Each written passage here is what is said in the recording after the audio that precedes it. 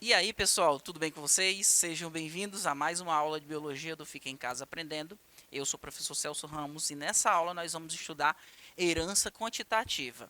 Nós estamos dentro do assunto de genética. E a genética é uma ciência maravilhosa que ela estuda os mecanismos da hereditariedade. Nós já estudamos primeira e segunda lei de Mendel. E nós estamos agora vendo algumas variações das leis de Mendel. Nesse caso, nós vamos trabalhar a herança quantitativa. Então, a gente vai entender qual é o conceito de herança quantitativa e nós vamos ver como é que funciona, por exemplo, a herança quantitativa com relação à cor da semente no trigo e a herança quantitativa com relação à cor da pele na espécie humana. Pois é, esse é o tipo de herança que explica como é que funciona o processo de transmissão dessa característica genética, que é a cor da nossa pele. Por que pessoas nascem com peles mais claras, outras com peles mais escuras? E é a herança quantitativa que traz o porquê dessas heranças acontecerem. Então vamos lá. O que é herança quantitativa? Muitas características dos seres vivos, tais como altura, peso, cor e outras características, elas resultam do efeito cumulativo de muitos genes, cada um contribuindo com uma parcela no fenótipo. Por exemplo, pessoas altas possuem mais alelos para a estatura. Então, existem alelos, ou seja, existem genes que vão contribuindo de maneira cumulativa. Quanto maior a quantidade desses alelos ou desses genes, mais diferente vai ser o fenótipo do indivíduo. E aí a gente tem, por exemplo, como um tipo de característica que segue a herança quantitativa é a estatura. Se você parar para observar, existem várias estaturas nas pessoas. Pessoas baixinhas, pessoas intermediárias, só que mesmo as intermediárias, elas possuem ainda um tamanho diferenciado entre elas, e as pessoas mais altas. Então nós temos de uma mesma característica, que é a estatura, nós temos vários fenótipos diferentes. E esses fenótipos diferentes, eles são resultantes da ação do efeito cumulativo de determinados alelos ou genes.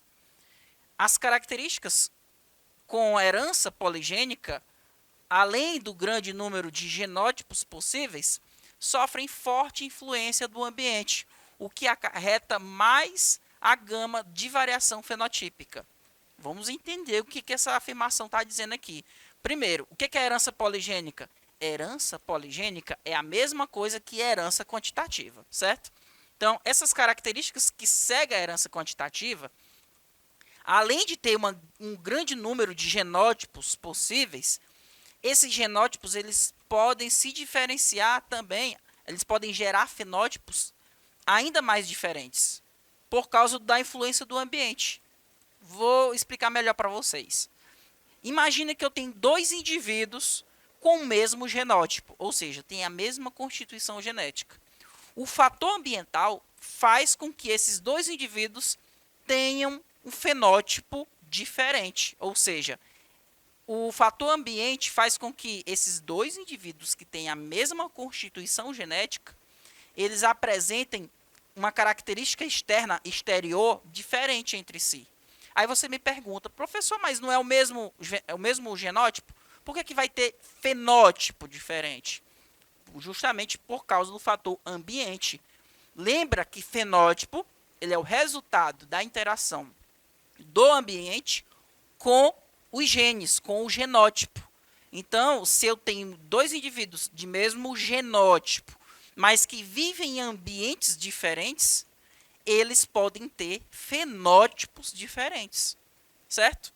Então, nós temos, por exemplo, um gráfico aqui apresentando a distribuição dos indivíduos, a distribuição de várias alturas, de vários indivíduos na população. Percebam que a maior quantidade de indivíduos, eles vão ter uma estatura aqui, ó, em torno de Olha aqui, nós temos a maior quantidade de indivíduos com estaturas médias, né? Aqui nós temos no eixo X a estatura e no eixo Y a quantidade de indivíduos. Então, nessa população, veja que a maior quantidade de indivíduos, eles possuem estatura média, mediana. Já os indivíduos que têm estaturas menores e estaturas maiores, eles estão em menor quantidade. Então, o gráfico ele vai apresentar-se com o formato de um sino. Essa curva, que tem um formato de sino, é uma curva normal, que a gente chama na matemática de curva normal, certo? Então, a herança poligênica ou herança quantitativa, ela tem essa distribuição na natureza, nas populações. Ela tem a distribuição com o formato de uma curva normal. Nós temos como exemplo de característica que é herdada por herança quantitativa, nós temos aqui a herança da cor da semente no trigo. Por exemplo, essas duas pessoas aqui, ó, eu não vou nem mencionar, né? Eu não sei ler inglês, ou não sei nem que língua é essa. Mas essas duas pessoas aqui fizeram um experimento e mostrou que a herança quantitativa ela segue as leis mendelianas e que fenótipos são condicionados por diversos genes, cujos alelos têm efeitos aditivos. Vamos entender melhor. Eles descobriram que se eles cruzassem plantas que produzem trigo vermelho com plantas que produzem trigo branco, olha só, e esses dois indivíduos são da geração parental, são indivíduos puros, na primeira geração, o que acontecia? Esse indivíduo aqui, que é totalmente vermelho, por que ele é vermelho? Porque ele tem uma maior quantidade de alelos dominantes. Ele tem 4 alelos dominantes. Azão, azão, bezão, bezão. Esses 4 alelos dominantes, eles contribuem para a produção de um pigmento. Esse pigmento faz com que, por exemplo, o grão da semente seja vermelho. Então, como eu tenho 4 letras maiúsculas, cada letra maiúscula representa a contribuição para se produzir mais pigmento. Então, esse indivíduo azão, azão, bezão, bezão, ele gera esse tipo de gameta aqui, o gameta azão, bezão, certo? Já o indivíduo que é azinho, azinho, bezinho, bezinho, que só tem alelos recessivos, por não ter alelos dominantes, ele vai produzir 0 de pigmento. Não vai produzir pigmento nenhum, por isso que a planta, o trigo aqui vai produzir sementes brancas, por causa da ausência de pigmentação. Se tivesse algum alelo dominante, ele poderia ter um pouquinho de pigmentação. Mas aqui está 0, porque não tem nenhum alelo dominante. Então, qual é o tipo de gameta que ele produz? Ele produz o gameta Azinho, Bzinho, certo? E você sabe que para cruzar um indivíduo com outro indivíduo, eu vou pegar o gameta de um e vou unir com o gameta do outro, certo? Vou unir esses dois gametas, fazendo essa união, eu faço por meio do quadrado de Punnett. Então, vou ter aqui a geração F1, que vai ser resultante, ó. Se eu juntar este azão com este azinho, vai ficar azão, azinho, certo? Se eu juntar este bezão com este bezinho aqui, ó, fica bezão, bezinho. Então, eu tenho aqui um indivíduo duplo heterozigoto. Não é isso? O que é isso? Quer dizer que os dois genes, o gene A e o gene B, está em heterozigose. Quer dizer que eu tenho uma letra maiúscula e uma letra minúscula para o gene A, uma letra maiúscula e uma letra minúscula para o gene B. Então, duplo heterozigoto. Agora, observa, pessoal. Esse indivíduo, quantas letras maiúsculas ele tem? Tem 2. Então, esse indivíduo aqui, como é que vai ser o fenótipo dele? Vai ser vermelho claro. Veja, quem tinha 4 alelos dominantes era vermelho escuro. Quem não tinha nenhum alelo dominante era branco. Como esse aqui tem a metade de alelos dominantes que está presente nesse indivíduo aqui, então ele vai produzir uma pigmentação, só que em menor quantidade. Ou seja, os alelos dominantes contribuíram de maneira cumulativa para que se produzisse o pigmento vermelho, certo? Então, os indivíduos da primeira geração são todos vermelhos claros. Agora, o que acontece se eu pegar esses indivíduos da primeira geração e fazer com que eles se autofecundem, né? O trigo que nasceu aqui, ele vai se autofecundar agora. E aí a gente vai ter o trigo vermelho claro. Então, vou pegar esses indivíduos da geração F1. Geração F1 vai cruzar com ela mesma. Então, eu tenho trigo vermelho claro da geração F1, vai cruzar com o trigo vermelho claro da geração F1. Como é que eu faço esse cruzamento? Eu tenho que saber o genótipo dele. Eu sei que o genótipo dele é duplo heterozigoto. Cada um tem um alelo dominante para o gene A e um alelo dominante para o gene B. Para me fazer esse cruzamento, eu tenho que gerar os gametas de cada um. Depois que eu gerar os gametas de cada um, eu vou fazer as combinações que esses gametas podem gerar. Eu faço isso utilizando o quadrado de Punnett. Então, eu vou pegar esse, para fazer o gameta, né, pessoal? Como é o mesmo genótipo, então o que acontecer com um vai acontecer com o outro, certo? Então, eu vou pegar esse primeiro azão com esse bezão, vai gerar o primeiro gameta, azão, bezão. O segundo gameta vai ser o resultado da união do azão com este bezinho. Vai ficar azão, bezinho. Esse é o segundo gameta. O terceiro gameta vai ser o resultado da união deste azinho com este bezão. Vai formar o gameta azinho, bezão.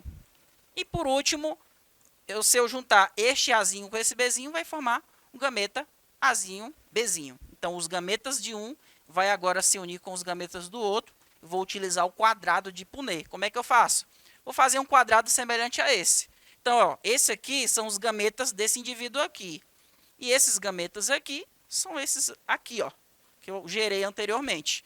Então, para fazer as combinações possíveis, eu vou agora juntar esses gametas daqui, da coluna, com os gametas aqui da linha, ok? Então, esse primeiro cruzamento aqui vai ser o resultado da união deste gameta com este gameta. Formou um indivíduo que tem 4 alelos dominantes. Se eu juntar este gameta aqui com esse outro, azão, azão, fica azão, azão.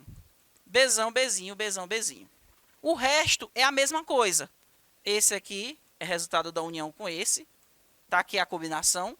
E por aí vai. Eu vou preencher esse quadrado de Punnett, que eu já ensinei para vocês como é que faz esse preenchimento.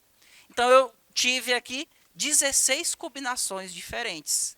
E nessas combinações diferentes, o que a gente tem de interessante?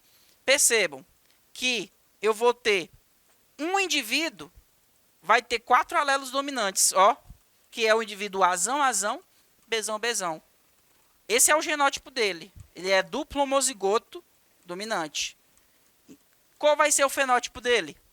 Como ele tem 4 alelos dominantes, ele vai ser totalmente vermelho, que a gente vai já ver. Mas vamos ver quais são os outros genótipos. Eu tenho 4 indivíduos com 3 alelos dominantes, certo? Que são esses indivíduos aqui, ó, azão, azão, bezão, bezinho, ou o indivíduo azão, azinho, bezão, bezão. Veja, ele tem 3 alelos dominantes, 3 letras maiúsculas. Eu vou ter 6 indivíduos com 2 letras maiúsculas, ou seja, 2 alelos dominantes. E eu vou ter 4 indivíduos com um alelo dominante, ok? E por último, vou ter um indivíduo, que é esse aqui, que não tem nenhum alelo dominante, ou seja, um indivíduo sem alelos dominantes. Então, olha a proporção que eu tive, 1 para 4, para 6, para 4. Agora, quais são os fenótipos? Um indivíduo que tem 4 alelos dominantes, ele vai ser vermelho escuro. O indivíduo que tem 3 alelos dominantes vai ser vermelho médio. Ou seja, ele é um pouquinho mais claro, porque só tem 3 alelos dominantes. Ou seja, quanto maior a quantidade de alelos dominantes, mais vermelho o indivíduo ele vai ser, certo? Por isso que a gente chama de herança quantitativa, pela quantidade de alelos presentes, alelos dominantes. Esse que tem apenas 2 alelos dominantes, ele vai ser apenas vermelho, certo? Aqui, ali era o vermelho médio, aqui vai ser o vermelho, vai ficando mais claro ainda. 4 indivíduos com alelos dominantes, com apenas um alelo dominante, vai ser vermelho claro. E quem não tem nenhum alelo dominante é totalmente branco, certo?